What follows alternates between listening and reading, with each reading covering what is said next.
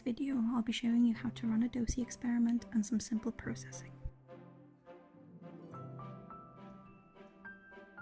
In order to set up advanced mode, first access the Tools tab, and at the bottom there should be an option to change the operational mode to advanced.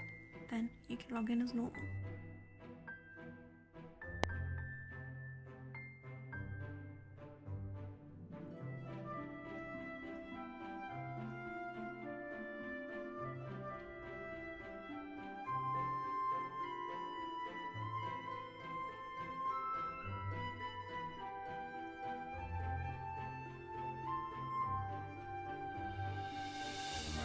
Enter the name of your compound, select the solvent, enter the slot used, and check the Verified button. Then click the Create a Job with the Sample button.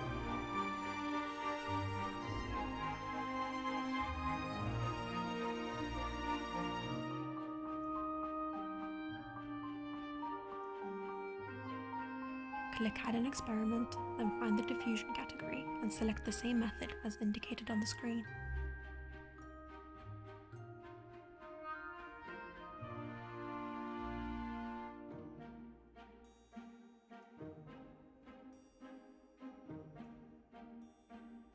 Since this is only an initial scan, in the Acquisitions tab, the number of scans can be set to 4. Though this is a small number, this is enough to gauge the attenuation.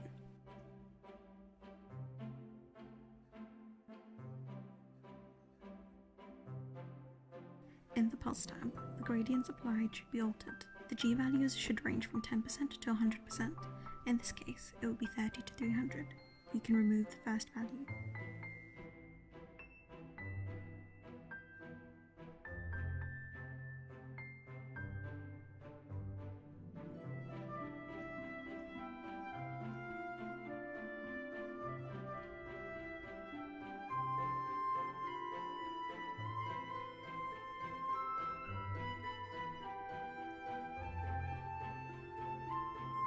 Spoiler gradients should be enabled, and as indicated, 2 of them should be multiplied by 6.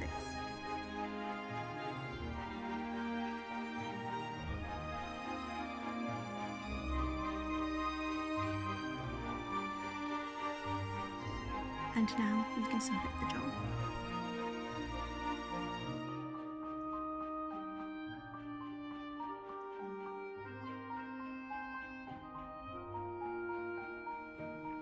Once the data has been obtained, a 1D slice can be opened so as to view one scan. Here you can see that the phasing needs to be corrected. This can be done by clicking the automatic phasing button and be refined by using the manual phasing controls on the side as shown.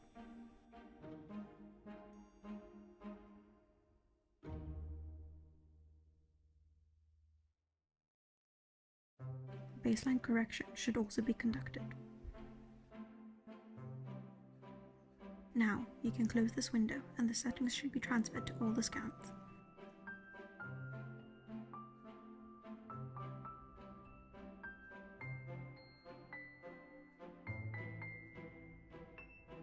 Then by clicking Process File and put in Data Slave, and going to Expansion and Linearize, you can open all the scans. Here you can make sure that the decay between the signals of the scans is between 80 and 95%. This can be done by picking the peak in one slice of the scan and comparing it to that of another.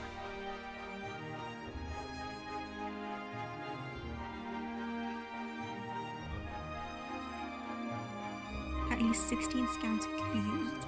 Using more scans may be beneficial.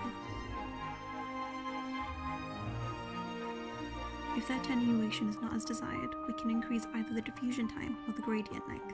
Here we increase the delta to 2.4 so as to increase the attenuation. The opposite can be done if the attenuation is too high.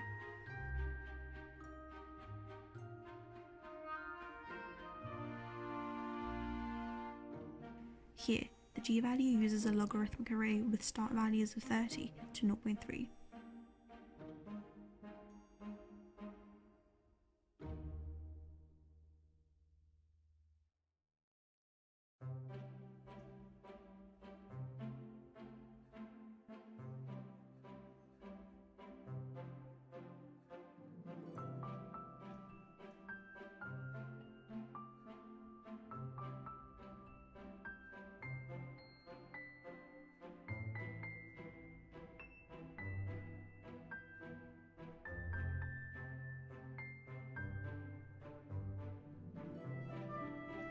the processing again, you should make sure that the phasing is correct and the baseline is corrected too.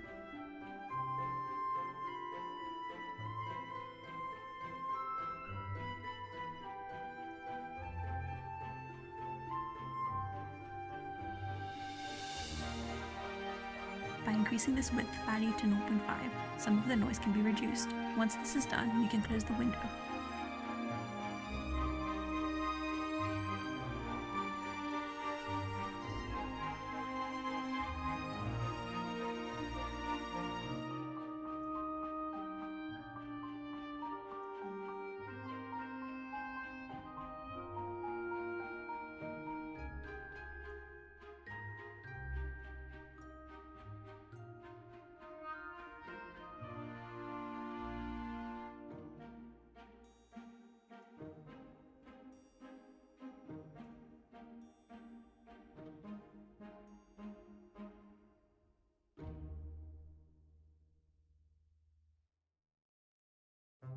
And going to Analyze and Curve Analysis, you can adjust the threshold as shown and then pick peaks. By selecting all the peaks as shown and changing the mode to Diffusion Analysis, you can obtain the diffusion coefficients.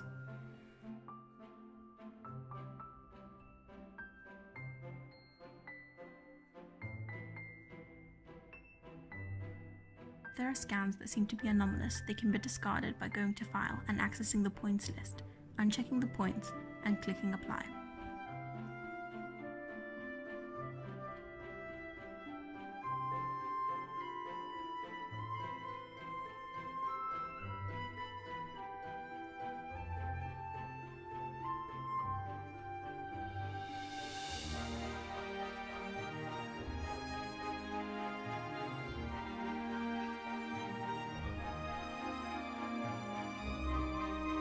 The box that says maximum. In the 2D viewer, here you can see the compounds that are present and how they separate. In order to make the separation of the compounds more evident, you can use the level tool. This can be done by holding Ctrl and right-clicking on the screen as shown, then pressing the level tool. By selecting more or less of these boxes, you can choose weaker signals to appear or not. These weaker signals may be due to noise. And now, you have a DOSY spectrum with separated compound signals. Thank you for watching.